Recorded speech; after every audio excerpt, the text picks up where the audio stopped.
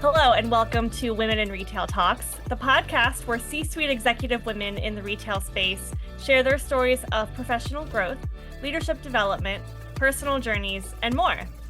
I'm Marie Albajes, Senior Editor of Women in Retail, a membership-based community of executive women at leading retailers and brands. Today, I am joined by Rachel Jones, the SVP and Chief Product Innovation and Science Officer at GNC.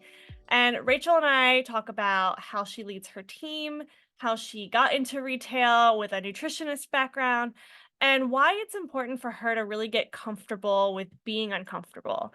So, Rachel, I'm going to bring you in. Thank you so much for joining me. Oh, thank you for having me.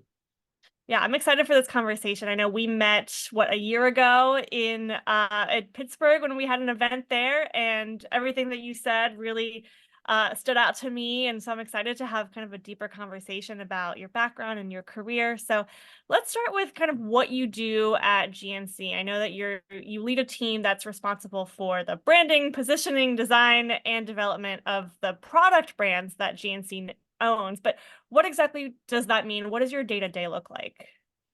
Yeah, absolutely. So, one of the things that I love about my work is that every day is different. And, at GNC, we have a bunch of products that we sell, but about half of them are brands and products that we own. And my team has the privilege and the opportunity to be a part of making sure that the branding, the positioning, the assortment, the product development, the innovation roadmap is going to surprise and delight consumers. But every day is different. So one day may be filled with combing through market research to form and evolve our innovation master plan. What are we going to do next? What are we going to do to surprise and delight the consumer? And what concepts might we want to research, and what concepts may we want to test and launch over the next 1, 2, and 3 years. Another day may be full of meeting with suppliers. We have a lot of ingredient and technology and packaging suppliers that are constantly looking for the latest, greatest things. They're investing in research and development. So we may be sitting through summits or meetings where they're presenting to us a lot of ideas that we could leverage in our product development roadmap. We also spend a lot of time testing out brand and packaging and product concepts. So sometimes we can do consumer research digitally where we do surveys and when we review the results to help us make the consumer centric decisions. We also though can do qualitative research where we do some focus groups, and I love those. Those are really fun because you really just sort of get to tease out the nuggets of what consumers think and what they're saying about our brand and our products, and I find that extraordinarily helpful. Another thing, though, that we have on site, which I love, we had a new building built a few years ago, and we had our very first test kitchen where we could actually do concept testing, we could do sensory evaluation, taste test, we can mix different things up, and that's really fun as well. So when we are trying to work on different options, we actually could engage with the products, bring consumers in, have them test the products, and give us feedback. The other thing that's really cool about our office is we have a live store on site. So as we're planning on how to visually merchandise and market and message some of the brands and products, we could actually set up the store and try different things and just ideate and iterate before we actually move forward with the visual merchandising and in-store marketing plans. Lastly, I do have a very technical arm of my department of nutritionists and scientists and quality experts.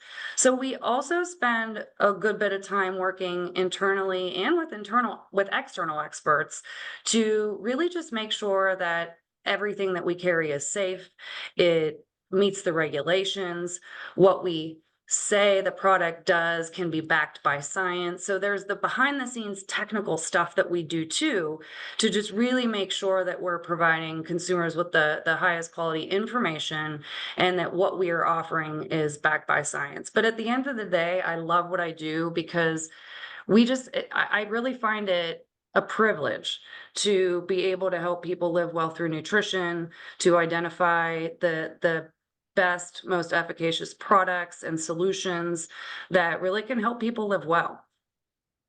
Yeah, what I find so interesting about that is that it's such a niche product. Well, everything you do has such a niche product specifically around nutrition and health and supplements and that sort of thing. And obviously, you need kind of a nutrition background to do what you do. And you have that. You are a nutritionist by training. So, how did you get into this world? How did your training there put you in this position at GNC now? Yeah. So when I decided to major in nutrition in school, it was because I was just truly fascinated about the power of nutrition and what different nutritional regimens or solutions could do to modulate your health or even help you achieve your athletic goals. So it was just really at the center of my why, helping people achieve their goals through nutrition was why I studied nutrition in the first place, right? So I started my career. I worked in a university for a couple of years. I worked with Division I college athletes, and then I worked for a large healthcare system in the hospital setting. But I knew I wanted to do something on a broader scale. How can I help people on a broader scale get the word out and be in an environment where I am just constantly like learning? And I had been working in Pittsburgh, Pennsylvania for this large healthcare system, and I found out that GNC's world headquarters happened to be based in Pittsburgh. So I started poking around at jobs that were being posted, and I saw a job that was for a project manager for clinical studies, not really thinking I was fully qualified for it, and just applied, right? And long story short, I was offered the job. I was a little bit uncomfortable because I'm like, well, I don't really know exactly what I'm doing, but I I thought it was super interesting that I could take my passion for nutrition and health and see how I could apply it in a corporate or a retail setting. And what was really cool is I stepped into that role managing some clinical studies that supported our product development roadmap, but my cubicle was right in the middle of merchandising, marketing, and these cross-functional teams that constantly were looking for nutrition information or validation. And I just forged these relationships and realized, oh my gosh, here I am working for this company, right? Whose really mission is to help people live well through nutrition. There weren't any registered dietitians or nutritionists yet there at the corporate office.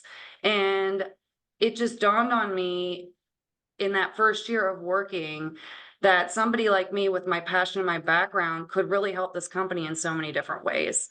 So while I started my career at GNC in a role in research and development, I could talk a little bit about how I just forged the relationships and tried different things and was able to showcase how somebody with the passion and education and nutrition can really thrive in a company and within a brand that really is centered around nutrition. Mhm. And that's a great example of like just paying attention to the white space around you and finding a need, even when it's not necessarily in your job description. And I think also, I mean, just like the physical setting that you were in speaks to like the larger dilemma that we have now, 20 something years later, of wow, if you're physically in office and sitting in between a marketing person and a merchandising person, and you've got this specific skill set, but you're rubbing elbows with the same people and hearing those conversations, like what value is there in that versus having the same calls on Zoom and maybe not having that experience.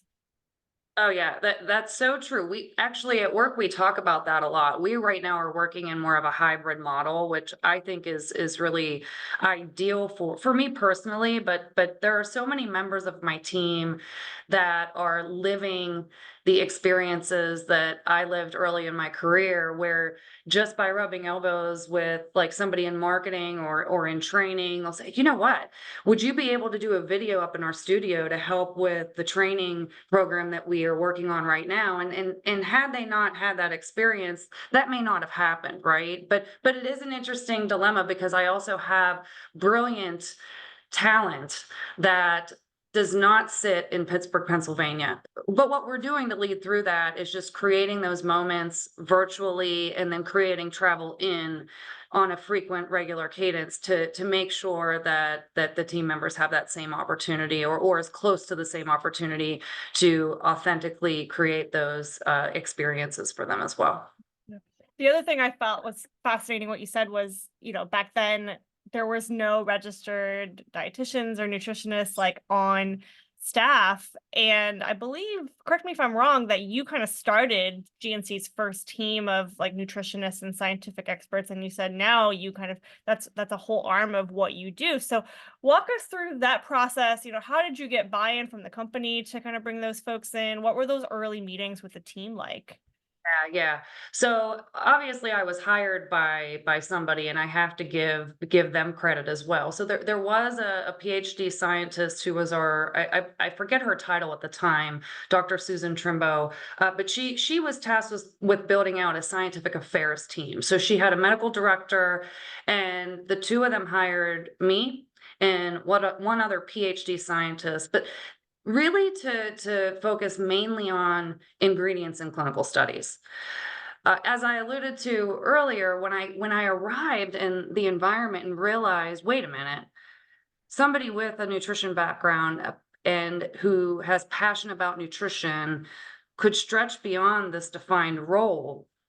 I started to just build these cross-functional relationships. One of the very first experiences that I had that stretched beyond my role that I was hired for was I sat next to a brilliant PR manager. And she was working through a PR plan and had the opportunity to go to travel to New York and do some desk sides, to basically get the word out on some of the new products we were launching.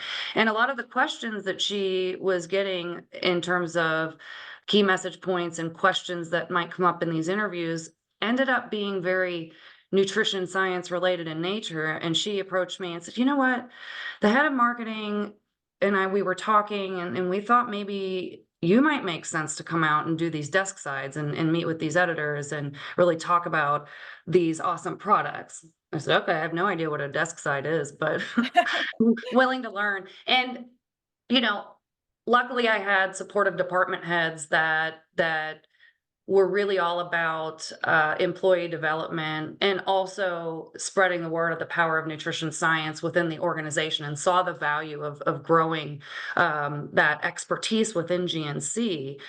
So long story short, that's just one example. I did fly to New York. We did a bunch of desk sides. We ended up from there doing a lot through the PR and consumer information group that leveraged my team.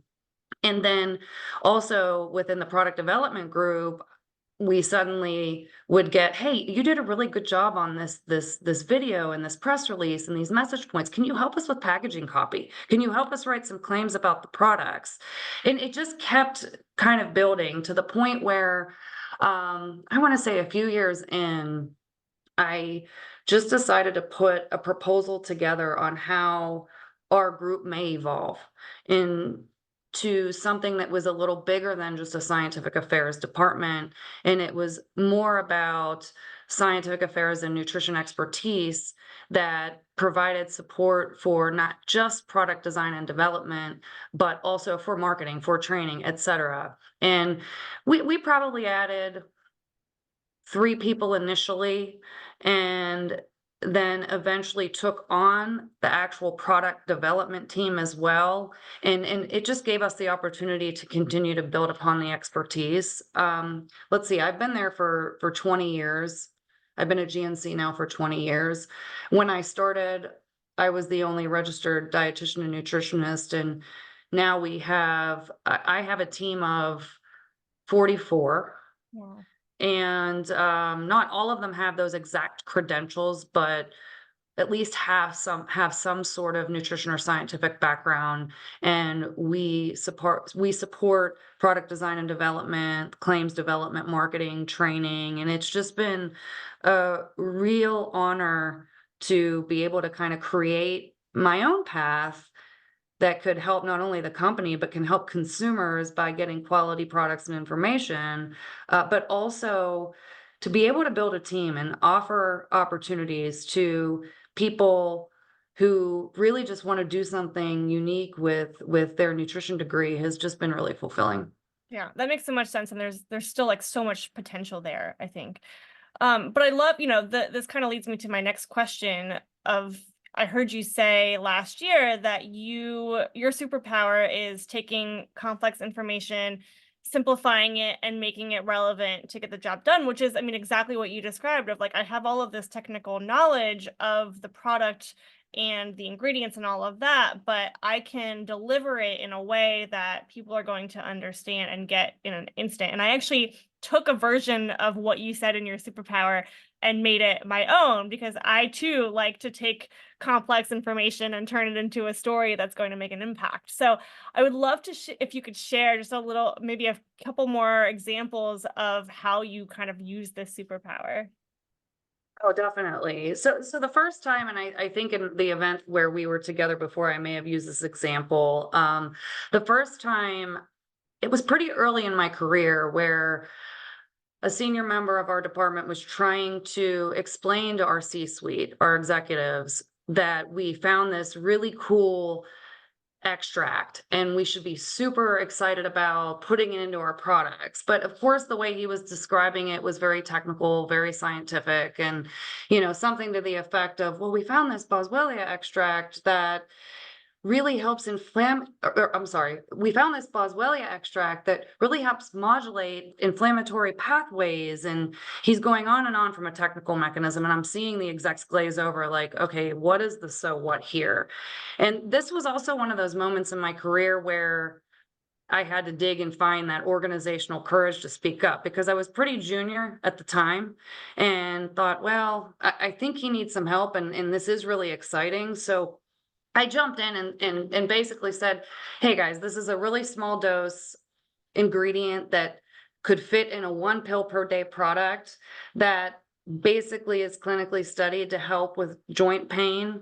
And if a consumer takes it, they're going to feel better immediately and then improve their mobility and flexibility within 5 days.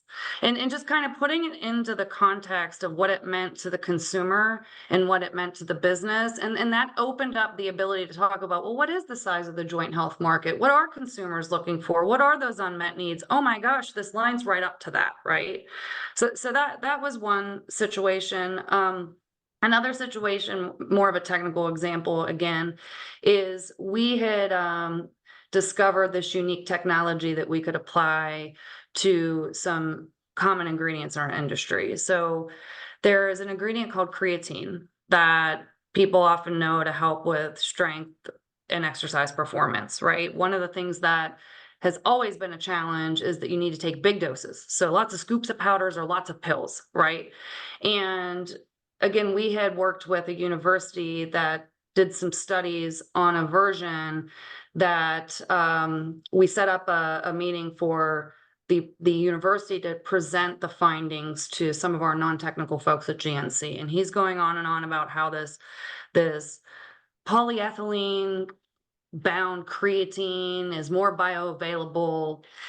And again, as I see people glaze over, it's like, well, basically, guys, what this means is that instead of taking big scoops of powders or 10 pills, you can take 2 pills and you're going to have just as much of an improvement in strength and vertical jump and performance. And it's just kind of boiling it down to the so what, how does it apply to the consumers? And I will say, even outside of the technical realm of things, there's that superpower does come in handy too when you're sitting around the executive table and you're talking about complex situations and you're just trying to get to the so what and what do we do next. I tend to leverage that strength even outside of the technical realm, right? And I can be very direct to just basically have the organizational courage to say, okay, I think what everybody's trying to say is X, so why don't we do Y? Let's cut to the chase.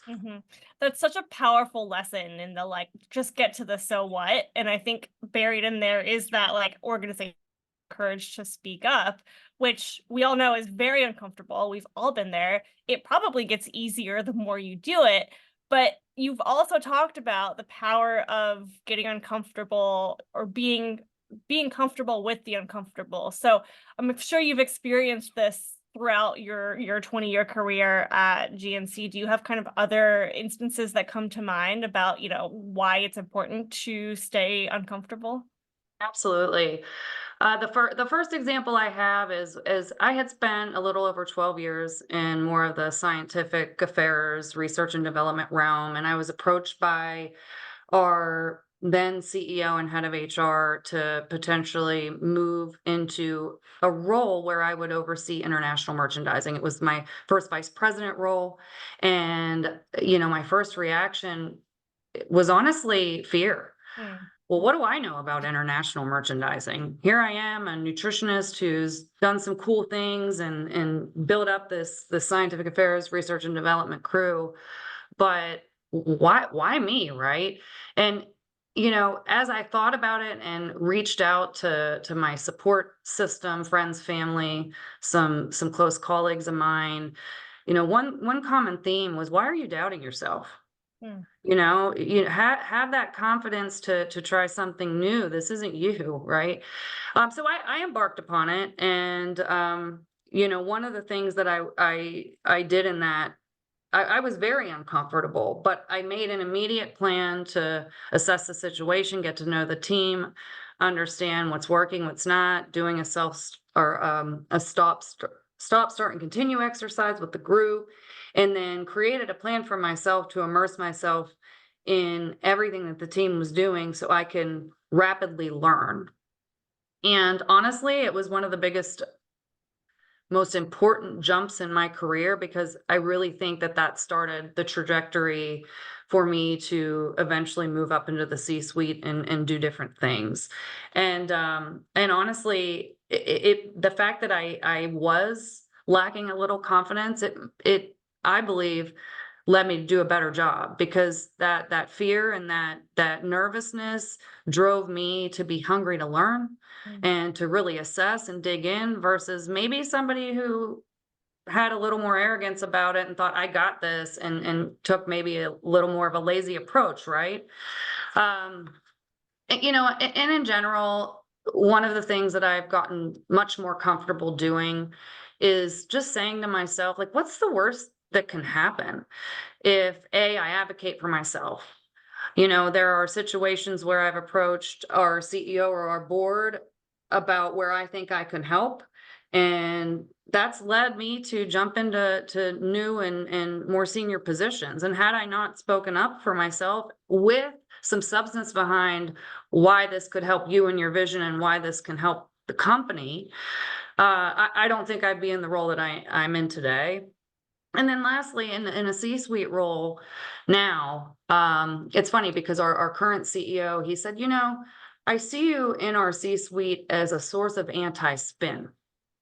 hmm, And I thought that was interesting. He said, you're not afraid to speak up. And when everyone's debating and spinning, you'll jump in and you kind of bring down the spin and drive us to make a decision. And I really do think that that came from a place of me reminding myself, what's the worst that can happen if you speak up, even if your opinion's unpopular? Your colleagues, even people above you, they might not see what you see, they may not know what you know. So if you keep those feelings and opinions that could result into a solution inside, you're not helping the company, you're not helping yourself, you're not helping anybody around you. There are times where I've spoken up and I end up being the minority and I let it go, and mhm. that's fine. But I think it's important to create that environment to idea build and have those healthy debates to land on the best decisions that we can. And that also comes down to who you're sharing those ideas with and who you're speaking up around. If you have a culture where innovation is praised and failures are accepted for what they are and improved upon, then you're going to be more likely to have the courage to speak up versus getting into a room, speaking up even though you're fearful, and then having that idea not only shut down, but like made fun of, or, going back to what's the worst that can happen? Well, I can embarrass myself. And if that's the worst that can happen, I think I'm going to be okay. Yeah. But hopefully you're in a culture where you're not gonna feel embarrassed to speak up. So, I really appreciate that story. I wanna In the last couple of minutes that we have, I want to talk through, some of the challenges that you've faced over the years. You've been there 20 years. Obviously, you guys have navigated all kinds of things at GNC, bankruptcy, store closings, layoffs. I wonder how you particularly lead during these difficult times. I mean, you mentioned that you are direct, you're not afraid to speak up. I wonder how that shows up in tough times with your team. Yeah, for sure. So I am a transparent leader, and so I do think communication is critical. Especially with my direct line, we meet every week. I do the best that I can to cascade what's going on so there aren't any abrupt surprises. But one thing that I think is really important, whether you're leading a team, coaching a team, whether you're leading a company, is a constant reminder of the bigger picture. Like, what is our North Star? What are we trying to do? And facilitate an environment whereby we are all working together towards that. How can we be a cause in the matter of that? Because every company, every team is going to go through bumpy times, right? And it's easy to, land on maybe having a fixed mindset, or, getting stuck on the challenges rather than the solutions. So I'm just constantly trying to remind everybody of the North Star. Why are we here? What are we doing? Be solution oriented, also be complementary, and then encouraging people to work together through these tough times, and reminding people that, look, we're just people at the end of the day. If you have a colleague that's struggling or maybe not showing up to the best of their ability, be there for them and figure out what that looks like. And we've gone through a couple rounds of reduction in force. And one of the conversations I recently had with my team, somebody asked me, well, if somebody's no longer with the company, can I still talk to them? Absolutely, you should. We are people at the end of the Right. day, right? You're part of that person's support system. So really just encouraging people to be good teammates and good colleagues, but also being a good support system for each other, even outside of work, the best that you can. Yeah. At the end of the day, it's just business, right? We're not saving lives. We're, we can go home at the end of the day and still be our authentic, vulnerable selves. That's it. That's 100% it. The other thing that's really tough when we have a company that might not be meeting its current financial goals, and you have to make the tough decisions around, what are we doing to move things forward, and we know we have to do more with less. It's really trying to, like, for me personally, I try to stay true to myself. And is this something I believe in? Do I believe in this turnaround? Do I believe in what we are trying to do? At GNC, I fundamentally do. Like, it aligns with my career, why my life's work. And we do need people in these bumpy times that truly fundamentally believe in that North Star. Mhm. And so I do tend to be transparent as well, because if people are unhappy or they're unsure or they're not really feeling it, right? They're not thinking like this journey is right for them, or they're skeptical and thinking, you know what, I don't think we're gonna make it. Then I do also believe in having transparent conversations around, like, hey, is this right for you? Do you What are some of the things that align to your why as a career? And really try to work through that, because, like, at the end of the day, we are people and it is just business, and there Right. might be a better fit elsewhere. And that's okay, right? And Like, that's you don't and want that's to be okay. spending 40, 50 hours a week in a job where that's not the case and you aren't aligned with that North Star. Yeah, exactly. Exactly. Okay, so I want to be mindful of your time, but I have to ask this question because it's Sure. rare that we get someone with like your caliber and your experience on here. So, obviously you're a nutritionist. You work with and around nutrition and supplements all day long. You were a competitive runner growing up, D1 cross country athlete. Sidebar, I also was a cross country athlete, not D1, D3. But you and I have that in common. And you're also a mom of two. So I know that folks out there listening probably have a billion burning questions for you about, how to be proactive in their health while balancing work and parenting and all of the other things. And so I have to ask, because it's rare that we have someone like you on on our podcast, what are maybe like one or two non-negotiables when it comes to your health? Yeah, that is a big question. Again, as you've picked up through this conversation, nutrition is really through the core of what I believe in and what I do. So, for me and my family in particular, I am constantly making sure that we have the fundamentals between like protein shakes and vegetables and fiber throughout our household. Like there's just doing the supersets of nutrition and making sure you've got the right nutrients throughout the day so we can perform at our best mentally and physically is just something that I'm doing. So like if you came to my house, you'd probably laugh at the protein shakes and the Brussels sprouts and the fiber powders and just some of the quirky things that we have. But honestly, at the end of the day, you got to enjoy life. And not to sound like, the nutritionist that always preaches moderation, but I do think it's most important to think about what's most important to you and your family. And some non-negotiables for me personally is making sure that yes, I do what I do at work, but I'm there for my family. We have meals together, we travel together, we vacation together. I'm sitting in a hotel room right now because my daughter is at a recruiting camp, right?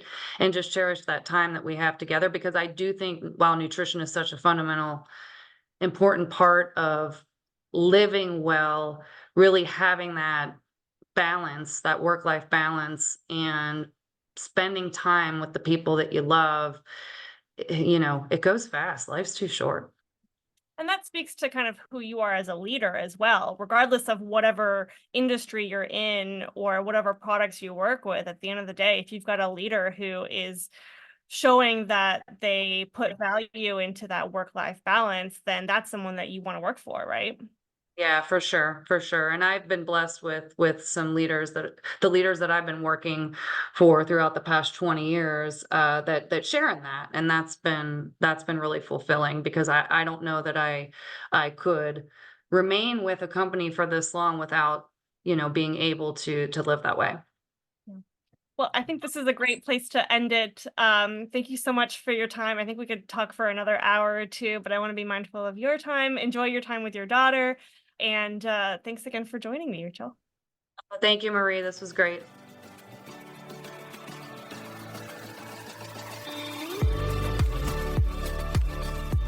Thanks for listening. For more information on this podcast, please go to womeninretail.com/podcasts for show notes. Women in Retail Talks is available on Apple Podcasts, Google Podcasts, Stitcher, and Spotify. Make sure to subscribe on our podcast channel page as well. If you've enjoyed this episode, please take a few moments to rate and review our show. Lastly, if you're a female retail leader interested in joining our community at Women in Retail Leadership Circle, visit womeninretail.com/apply. Thanks, and until next time, this has been Women in Retail Talks.